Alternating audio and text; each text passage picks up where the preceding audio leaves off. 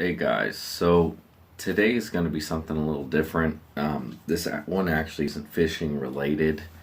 I kind of wanted to explain a little bit how I got started with YouTube and why I got started with YouTube. And a lot of it has to do with what happened exactly a year ago yesterday. And long story short, I was hit by a car on my moped. And I want to give a little bit of a warning before I go into this because I'm going to try to put my emotion into it as I go along. So there, I might curse. I probably will curse. So just so you know, if you don't want to hear any cursing, this isn't the video for you. So anyway, I it helps if I give some context to why I was feeling the way I did when it happened. Um, I had a moped, and it was a little 50cc, little red thing, and I lived up in Largo, which is about half an hour away from where I live now. And I was moving down to St. Pete. I was living with my parents at the time, but I was moving down to St. Pete, so I got a job down here in St. Pete so I could take care of myself. And I got a job at the Vinoy, and I was going to be a valet. Well, I had went down to the Vinoy to sign paperwork, W-2s, all that stuff. And I had got that all signed, and I wanted to surprise my girlfriend because I was down in the area and she didn't know I was going to stop by. So I surprised her at her work, and we ended up going back to her house, which is actually where I live now. And we hung out for a little bit, and we were both tired, so I decided to go home. And it was probably about, I think it was like 7, and I mean, it gets dark at about 6. So it was already, it wasn't completely dark, but it was getting dark. And so that's when I decided to leave. If any of you guys know anything about this area, when you get onto near Eckerd College, you go up the Bayway, and then the Don Cesar's at the end of the Bayway, and then you can either make a left to go toward Pass-A-Grille or a right and go up Gulf Boulevard.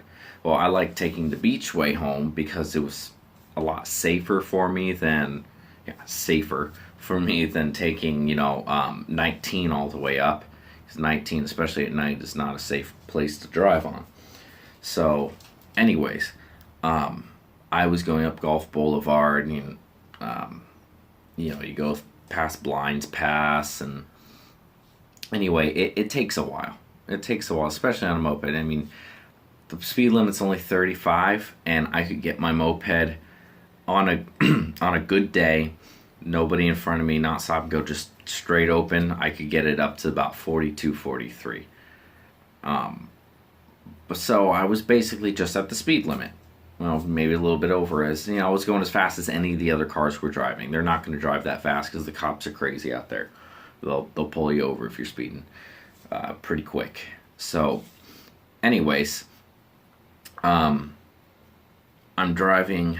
I just got over Johns Pass, and as you guys know who fished Johns Pass, I mean, it's not a huge bridge, but it's a short bridge, but it goes up and it goes down. It's a pretty steep hill, and then going on down, you end up getting pretty fast. So when I can get down a hill on the moped, I could probably get it up to about 45, 46, and I can get it up there.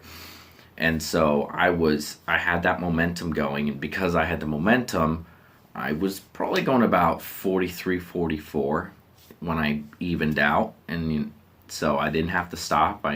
There was pretty much nobody on the road. I got up to, it's called 140th Avenue. That's where I got hit. And I see there's nobody in front of me. So I'm driving, and so I'm coming, say 140th is right here. I'm coming like this. At 140th, a car, there we go, on this side, comes up and stops at the stoplight, and I'm going, and they drive up, and I'm way back here. I'm probably about 100 yards back, and I can see this car driving up. And so distance is closing, and they completely stop. And I always wore a helmet. I was always very cautious because, I didn't want anything happening. And so I saw them. They stopped. There we go. They stopped, and I just kept on going. Well, they were in the turn lane. I had a green light. I just had a green light, so I saw them. I stopped, or didn't slow down, but I made sure I saw that they stopped. And so they didn't go anywhere. They stopped completely. There was nobody in front of me. There was nobody behind me. So I'm like, okay, there's nobody else for them to see, for them to wait on. As soon as I get out into the intersection, I was about halfway through, and then all of a sudden they just turn. So they turn in. They were making a right from their point, but they were making. They were making a right, and it happened so quick that it happened extremely quick, but it felt like it took forever. It's hard for me to explain the feeling. And those of you who have been in a traumatic situation know when they say, time slows down, it literally slows down. I was driving, and I'm going straight, and they pull in front of me, and I hit her passenger side mirror. That's basically where I hit. Just in front of that. And so when I hit, I remember seeing the car pull in front and knowing I can't stop in time. When I realized I couldn't stop in time, I just braced myself. I hit, and the next thing I know, I'm upside down. So I did a front flip. Thank God I landed on the car, because if I didn't, who knows? It could have been really, really bad.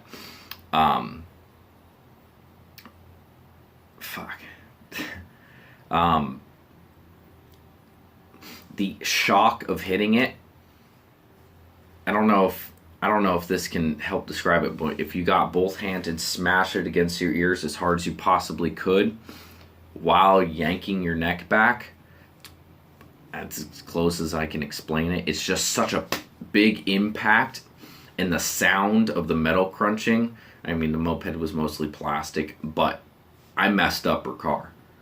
I'm over 200 pounds. I was going about 45. I put a decent dent in her car. I could hear the metal. I flipped over the car. My torso landed on her windshield. My feet landed on her roof, and my head hit her hood. And I remember flipping, seeing the car. I remember looking up and just seeing, I saw the stars. I saw a couple of buildings. The next thing I know, I'm being flipped off of the car. And I remember my body, say my feet are here, my head was here. I landed on top of the car. When she stopped, my body slid, my feet went down first. And I remember the antenna popping up next to me, and I landed on my feet. I never hit the ground. I landed on my feet. And I remember, and the thing is that felt like it took 4 or 5 seconds. Like, it felt forever.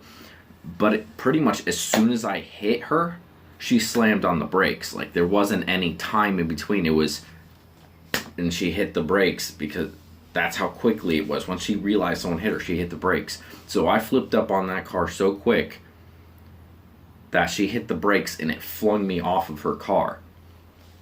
But it felt forever. It didn't feel like it took that quick. It didn't feel like it was that quick. So with that being said, I stood up, and at this point, just the shock of what just happened hit me.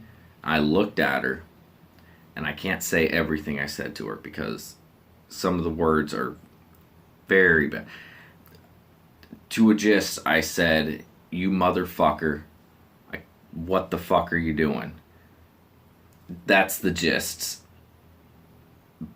I said more, but I don't even remember everything I said, but I went off on her. And I turned around to walk away, and as soon as I turned around to walk away, I just felt my leg.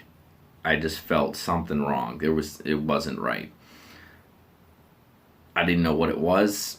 I looked over and saw my moped crunched on the ground, and I was pissed. I was just fuming. That morning, I had spent about 3 hours at a repair shop putting a new engine in the moped so I could go to work. And I'd spent a few $100s doing that. Money that I didn't have, that I'd somehow got as my from my last check at Bass Pro when I worked there. And I finally got that check in, and I finally got the moped fixed. And then that day that I get it fixed, it's done, it's totaled. So I walked over to the sidewalk, hobbled over to the sidewalk. I laid down. A bunch of people came over, to call the ambulance and everything. They were there quick. I didn't want an ambulance. I couldn't afford it. I told them no. They got it anyway. I mean, obviously they had to. I told the paramedics when they came up. When they came up and they initially checked me, they said I shattered my knee. And I looked at them. I'm like, my knee doesn't hurt. There's nothing wrong with my knee. It's my thigh. It's right above my knee. And in a minute, I'll show you why I felt that way. It was bad, and it definitely did not feel good. It did not feel good. And when I was laying down, it was fine. Anyway, took about a 45-minute ride. Oh, before the ambulance ride, the lady came out and was like, I'm so sorry, I didn't see you. And she gave me my glasses, which had flung off. And I just told her, I'm like, get the fuck away from me. Get away from me right now. I didn't want to yell at her anymore. I just wanted to lay there and not say anything to anybody. So time goes by, and I get put in the ambulance. And the funny thing about this is I laugh at it now, but when they put me on the stretcher, part of my body, like my arm and like part of my torso, were off the stretcher. They didn't put me on center. So the whole time I felt like I was falling out of it, but I was strapped down so I couldn't fall out. I thought I was going to fall the whole time. So even in the ambulance, I felt like I had to try to move myself up because I felt like every bump we hit, I was going to fall off. But anyway, it didn't take that long to get to the hospital. Got there, they checked me out. And I didn't realize this until I got to the hospital, but they're like, all right, you're going to need stitches. I'm like, stitches for what? There's nothing going on. Well, I sliced open my leg. I don't even know how this happened, but I have a decent gash from, I guess maybe some glass broke because her windshield was completely shattered. I don't know if I hit it on some glass. I don't know. But I have about it's about a 4.5, 5-inch maybe gash in my left leg, and they stapled that, just flayed it open. It was pretty gnarly. But on my right leg, that's where it's pretty, and I don't know how it happened. I think it's when I flipped over the moped. The moped was crunching, the plastic was breaking off, that my leg basically scraped up the side of it, and it just ripped a ton of skin off my leg. And I think that's what happened. But it happened so quick. They assessed me, make sure I wasn't going to die, and then they went over to another person that had walked into the middle of traffic and got hit. And so they started messing with her, and they gave me my clothes. My pants were completely ripped open from the impact, and they gave me my clothes, and they just closed the curtains, and I'm just sitting there, and my girlfriend, my dad, and my sister came. They came. They had time to see me for a few minutes, and then I had to leave. They gave me crutches, which I never used before, and they, they it was weird because they gave them to me and then they just left. And so I went to go stand up to put my clothes on, and I put pressure on my right leg, and I am not kidding you, the amount of pain that I felt. I don't cry from pain, and even up to that point I had not cried once. I was pissed. I yelled out because it hurt so bad. I can't even describe how, like, the weight of I could feel the blood rushing in my leg, and I'll get into why I felt that. That I had to have them come in. They gave me, I think they gave me morphine. They gave me some powerful painkiller, and I went all loopy, and I don't really remember the rest of the night too much, except for when I did get home, and I remember standing on my crutches and supporting my weight on my crutches while my dad and my brother and sister made a bed for me. And I woke up in the middle of the night to use the restroom, and I had to hobble over and, figure my way over. I couldn't put any pressure on my leg, and I looked down, and it looked like I had a second knee. What happened is I ended up getting a hematoma, which is, think of a blister. The skin separates and it fills up with whatever fluid, and it creates that bubble. Well, think about that on a deeper level, like your muscles rip apart so quick, and that when your muscles rip apart, you start to bleed, and blood just filled my freaking muscles. And so I had a big old bubble of fluid and blood under my skin, and it was big enough it looked like I had a second knee. So that was basically it. It was not fun. All right, so this is my leg with the most issues. As you can see, when I put them side to side, down here there's a little bit more of a bump on this one. It's kind of hard right here, but that is part of the scar. You can see from right here, it's about the length of my hand, and a little farther down got a little bit more, but this skin was pretty much all gone. And then over here, this is that cut right there that they have the staple. You can see it. It's pretty decent size. It's probably about 4 inches. But yeah, that was fun. So anyways, I don't want to drag this on any longer than it has to be. That story kind of took time to explain, a little bit longer than I was hoping. But to end it, I started making this channel just about a year ago because I was home and I wasn't allowed to walk for a couple weeks. I wasn't allowed to do anything, and it drove me crazy. I was getting cabin fever. When I finally did start walking again, I had to use a cane, which was not fun. But I was living with my parents in Largo still, and that's why my first good month or so of my videos are in Largo.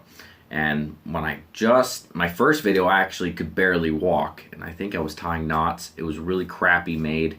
I just wanted to make a video because I wanted something to do. And so yeah, I started fishing and recording with what I had because I wasn't able to work at the time, and I had to wait, and I finally was able to walk again, and as I was gaining strength, I was making videos, and you can follow it all the way up. I've come a long way in a year, I think.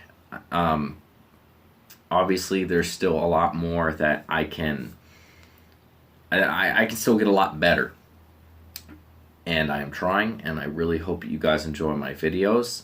And so I hope you get a little bit more of an insight of why I started making videos, and I seriously hope you enjoy.